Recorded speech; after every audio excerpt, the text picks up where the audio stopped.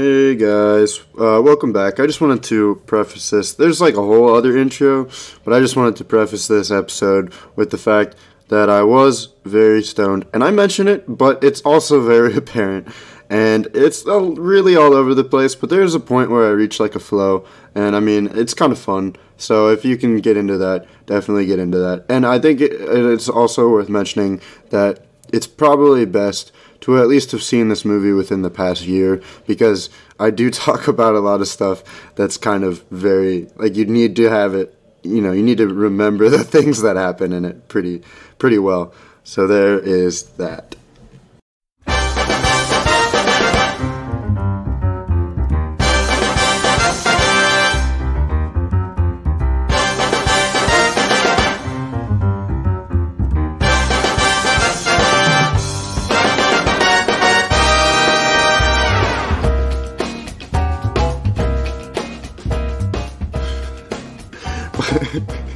Welcome back, my little Steve McJonies.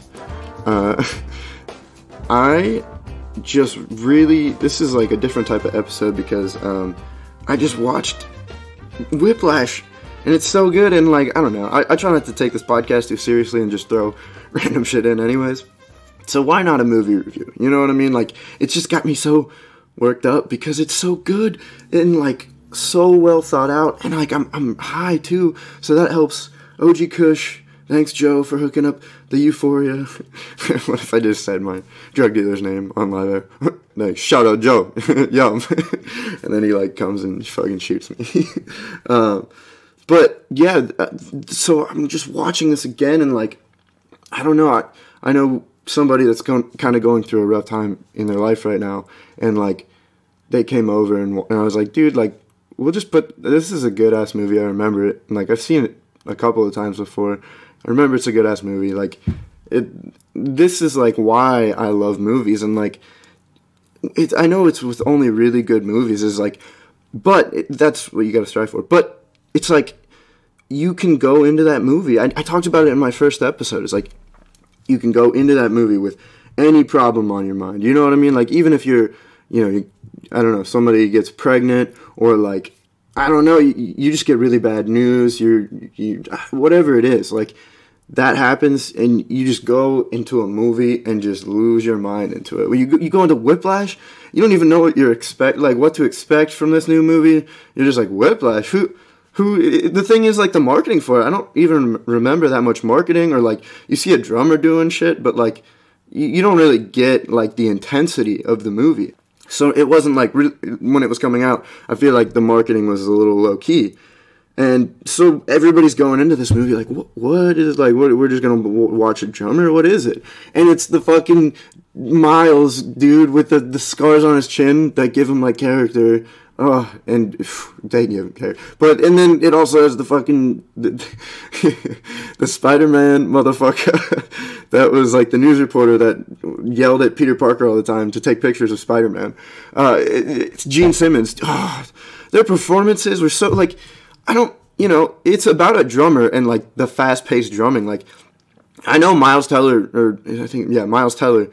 I know Miles. We'll call him Miles. We'll get real close with him. But I know he probably learned the drums well enough for this role, but like, there's no way that he like learned all of those things. They definitely like fill it in, but it's like legendary. Like, I don't know, maybe CGI, or they got another professional and like edited it and sped it up or whatever. Like, oh my god, it's so good. And then, so like, alright, this is going to get into spoilers a little bit. I mean, I'm warning you, but please don't listen to this until you've seen Whiplash. And like, because like, that's the whole point of the marketing thing that I was just talking about, is like, it's so... Anyways, so this brings me to the movie, where, dude, so going back and watching it again, it's like, you understand so much more about it. Like the first time, it's great because you don't know what you're getting, but then you come back to it, and it's one of those movies, first of all, you thought about for a while, and you're like, damn, that was a good-ass movie. And then second of all, when you come back, it's like just a whole other layer. And like, Miles, he starts out. There's a scene right at the beginning where him and his dad go to the movies, right?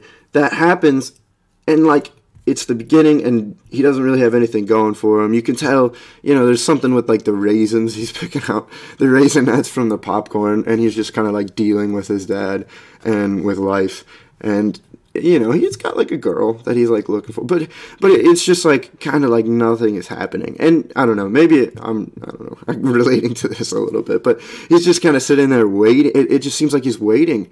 And that shot where they're sitting in, he's on the left and the dad's on the right, they're sitting there like eating popcorn. That exact same shot is like right at the, right after the, in a movie there's a crisis point where like everything, all is lost. There's a main goal, an overarching goal for a movie, right? And the whole, the whole story is just things happening to prevent that goal. So, for Whiplash, it's to be one of the greats. For Star Wars, it's to, defeat evil. That's just the overarching theme kind of thing. Or like, stop fucking Darth Vader. Why did I do Star Wars? I'm not even into Star Wars, but I don't know. But you get what I mean. There's an overarching theme, and like the main character is supporting that theme, and they are trying to strive to like live that theme and make that. The stories technically should be about the character and about the characters, and the theme of the movie comes from all of the characters. So it's just right after that crisis moment when he gets in the car crash and all the lawyering shit is going on, and it's like 6 months later or 9 months later or something, and he's just sitting there with his dad watching a movie in his new apartment, like, and he's got the same look on his face. He's like, well, shit, like, I'm just back here again, and like, I don't know. It even has that when. But that is just like the similarity there. So with the theme, I guess going off of that, it's like the whole theme. Fletcher keeps coming back, and Fletcher's the teacher, and he's like, he keeps coming back to this story of the famous drummer guy that the one of the teachers like threw a cymbal at him, and I wish I was better with names. I'm so bad with this, but if you have just seen it before, you know exactly what I'm talking about. But he throws the cymbal at his face, and then the next day he plays like the greatest solo of his life. And that's another thing. I'll get back to the theme of it, but that's another thing is like the whole time, his dad just doesn't understand. His dad has no idea what is. He's just like, oh, well, there's always other options. He's always just like, music, like nobody.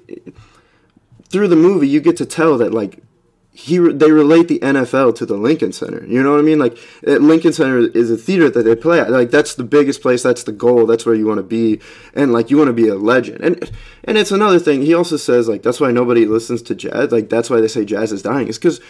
You go in, if you saw, like, that dude perform that solo at the end there, like, that moment, even his dad realizes that, like, oh, shit, there is something real here. Like, something is happening, and it is, like, intense, and it is powerful. And the dad realizes that. But like, in the scope of things, is, like, people don't, they see the entertainment industry as, like, oh, yeah, good for you. Like, they don't see it as, like, an actual option, I guess. And I don't know why, Like, I know that it's hard, but, like, I think everybody's effort, if it's towards something they're passionate about, shouldn't be...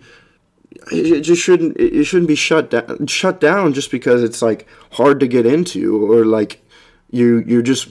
Or it's, like, kind of niche, you know what I mean? Like, jazz music. And I don't know, that's what the whole... Another thing, I know I'm going all over the place, but I think I'll tie it all together. Again, shouts out Joe, Steve McJoe. But I buy for myself. But what I'm saying is like it's just so there's so much. Like the overarching like creativity theme, like it's it comes back like. Creativity will not be like he spent so much time into this thing that he loved, and it was like if you put this much time and you feel this happy about something and this passionate, then like it will pay off in at least one way. You know what I mean? Like even at the end, he was kind of, you know, missing drumming, but of course it just came together so well. He like the creative ooze, like he really just wanted to be that creative person. Like I'm saying, like one of the greats. Like that was one of the themes throughout the whole thing. And so in that moment, they were always. So this is tying it back to the first part where he throws the famous teacher keeps talking about the guy that throws the cymbal at the one dude to make him a famous. To make he played the greatest solo of his life, and that's almost exactly what fucking happens with Miles. Neiman, he comes back like it's the most. The goal is completely crushed. He gets invited to this big ass stage to play in front of a bunch of people, and he thinks it's going to be pretty cool, and like maybe this is a new start for him in like a career. And then just immediately, Fletcher prefaces. He's like talking to the bandmates, which by the way, he treats them like actual adults, not like pieces of shit like the college students, which is I think something of note. But he's just like, and the people that come here, they could change your life. They could, you know, they could make you.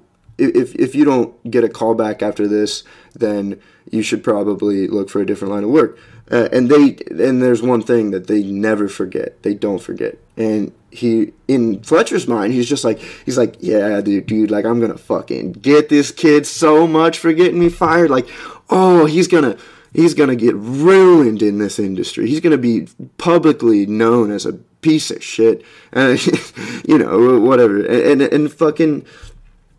So that he gets so discouraged, and that's the theme. The whole thing I was talking about is like discouragement. It's like you can't get discouraged by anything if you want to do what you want to do. And I know it's easier said than done. Obviously, he got in a fucking car crash. A car crash almost stopped him, almost discouraged him. You know what I mean?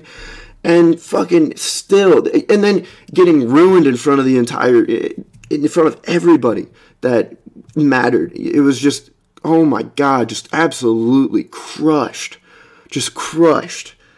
He just gets up and his dad tries to like greet him. And, you know, in that moment, the dad's like, I fucking told him.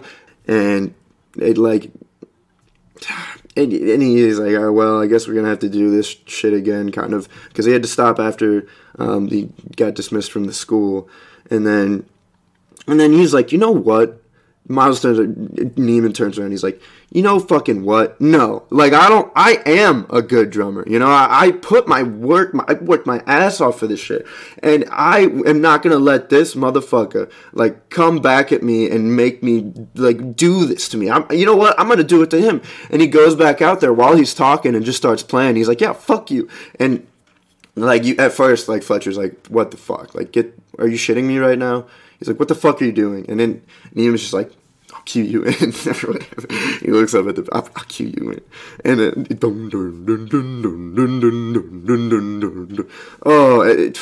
and then he starts like doing it. And at first, you're like, all right, like he's playing the normal song. And that's what Fletcher's like, what the fuck? Like, God, he's going to do this to me? And then he keeps going and fucking he just starts at the end. It's like you can tell, everybody's looking at him like he is the center of the attention right there, and everybody's looking at him and they're kind of like, what? And he knows like the song Whiplash, like they all knew it by memory because it's that big of a song in that career. Like they all are like, okay, yeah, it's a basic one, but it also shows off the drums. Like that's the whole point. Like that, all drummers for sure. I mean, at least jazz drummers like that know that song and kind of know it by memory. But this whole band was so professional that they all knew it as well, and they're not even in the drum part. So it's like that core of a song. And you could tell everybody's kind of like looking at him, and like Fletcher's kind of like, he's still a little pissed, but he's like, all right, he's like, play no mistakes, you know. And Miles kind of knows. He's like, he's like, dude, this is like maybe one of the best, the best I've played ever. You know what I mean? Which is another thing is like, you ever kind of like do something for a while. And then, like, I mean, in my example, like, I worked out for a while, and then you kind of, like, take a break, a little bit, and then you kind of don't do it, and then you come back after a few days or whatever, a week or two.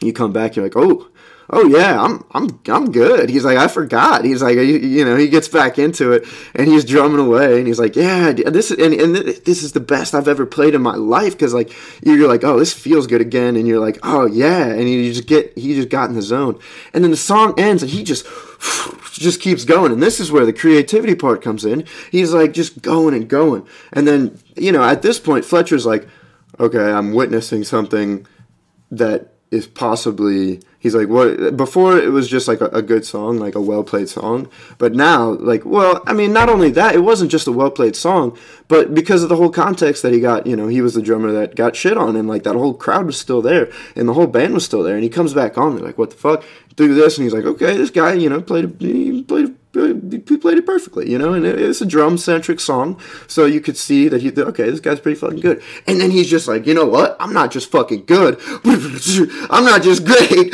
And then in that moment where he's just riffing and he's just going, there's like, the whole thing is synced up with the music until this one part where it kind of just like, you see the sticks come down at a different time, and like the music starts to fade out. And he hits that holy moment where the light is hitting him. And he's just in, what I was saying, I'm not just good, I'm not just great, one of the greats. And he's like, whoa. It's like, oh my God. And he's just in that harmony, that peace, everything just comes together in one ventricle, in one little, like, singularity.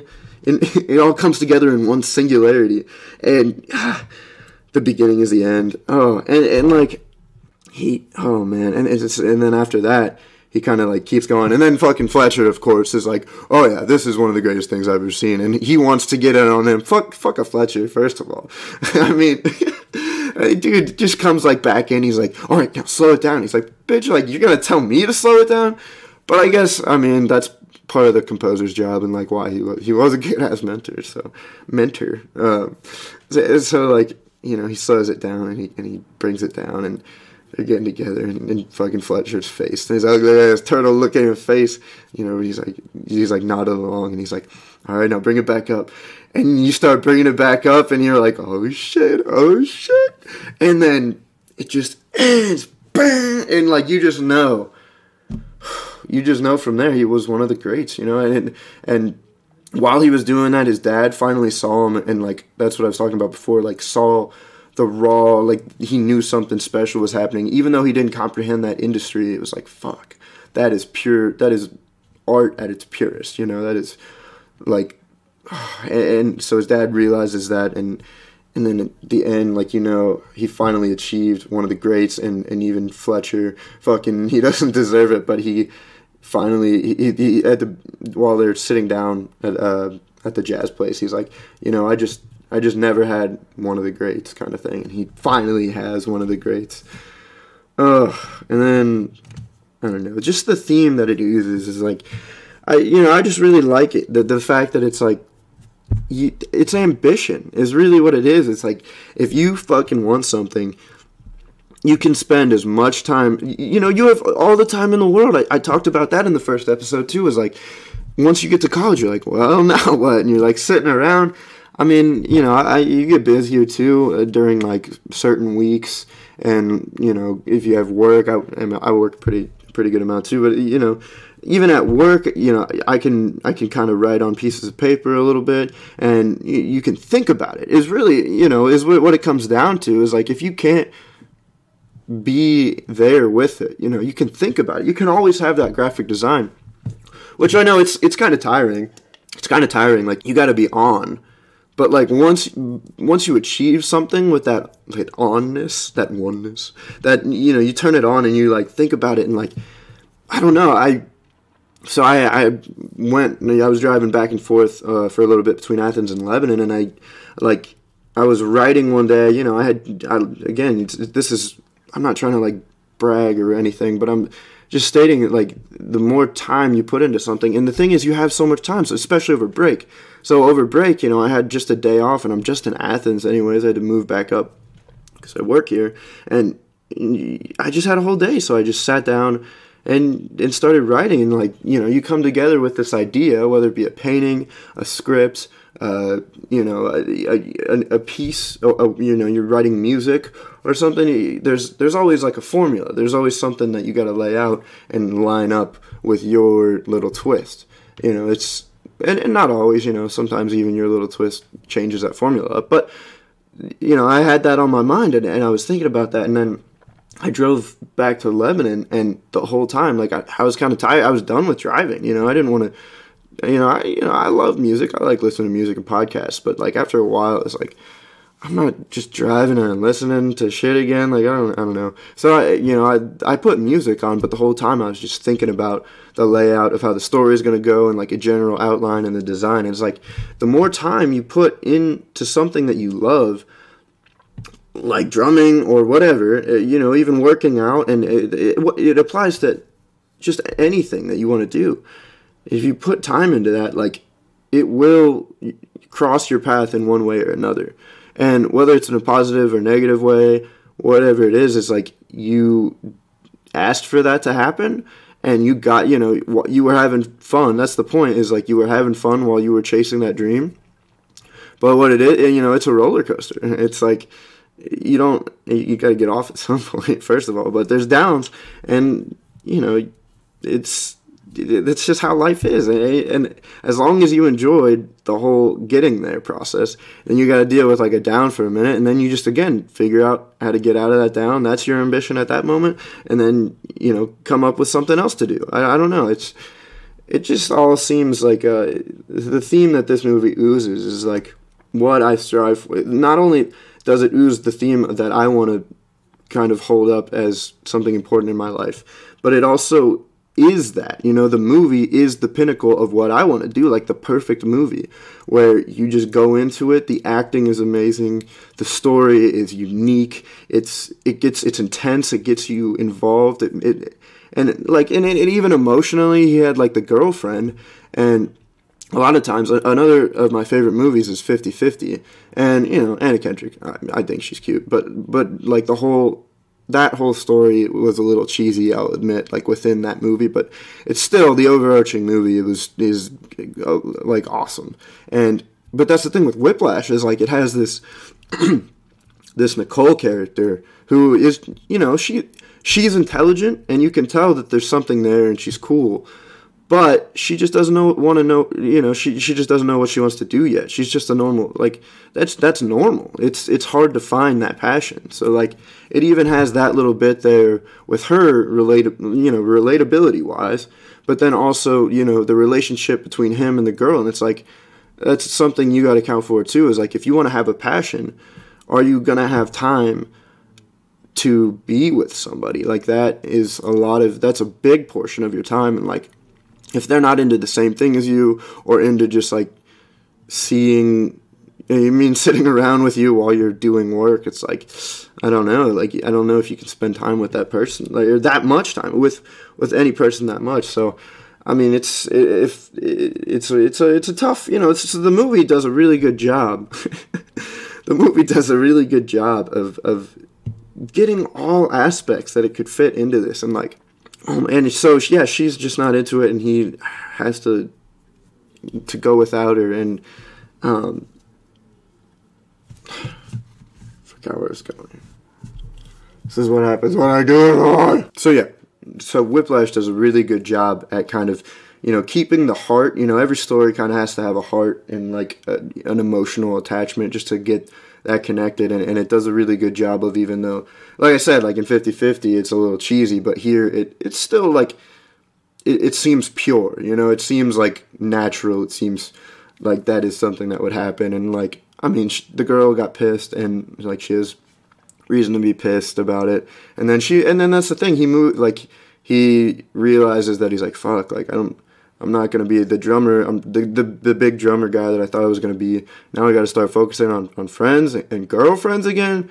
Damn, all right. And like the only girl that he ever had as like a target, as like a potential, you know, mate or whatever, partner, it was just one girl, you know, and So he like went back and tried to call her, but you know, like I said before, she's just a normal college girl, just kind of figuring it out. And like that whole thing, that whole relationship, I feel like it was kind of shorter. They didn't even start dating, and he was able to, I mean, there wasn't even that much between them anyways. Like he, you know, he just was, she started out, that was one of the things, is like, she started out the whole, he asked her out, and she was like, oh my God, you should just leave, or something like that. And he's like, oh shit. And she starts it out with like a sense of humor thing, but he doesn't, and like laughs, and then he doesn't even like get that. He's just like, oh yeah, no, it's no big deal. And then just goes on. It's like, they don't have anything in common at all. I don't know. And so,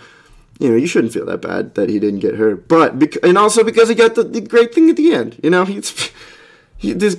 So the whole point is that Whiplash is a freaking cool movie, and I think you should watch it whenever you get the chance. And it gives you a different perspective. I don't know. I get into, it's just so.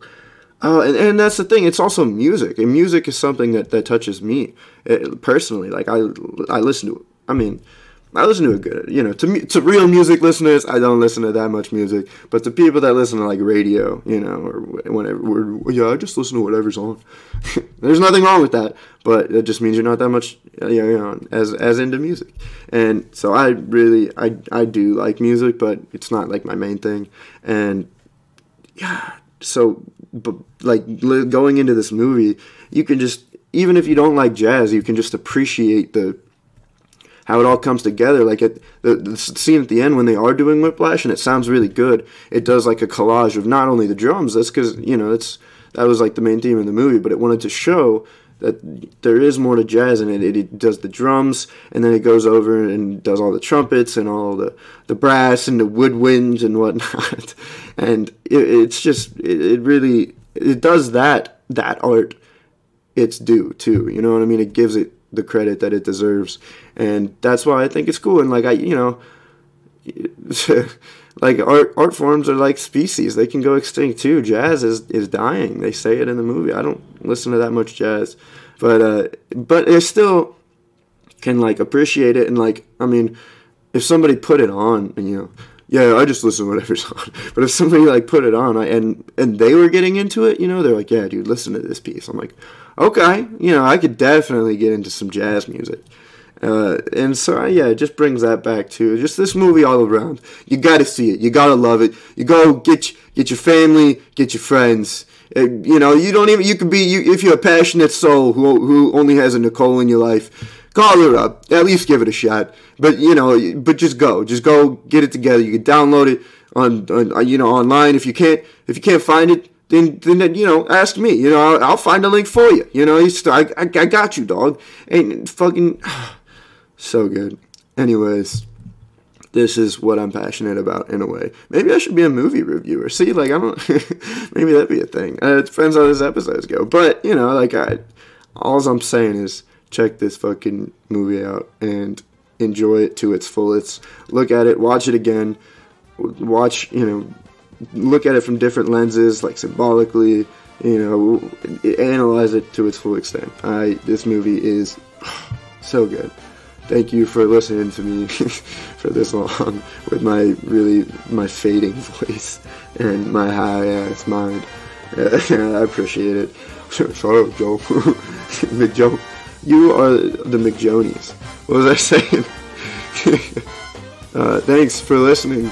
The Steve McJoner boys, the Jonas boys, Steve McJonas boys and girls, and other pronouns. The Steve McJonas brothers, sisters, and etc. Thank you. I love you. Amen. Okay, bye.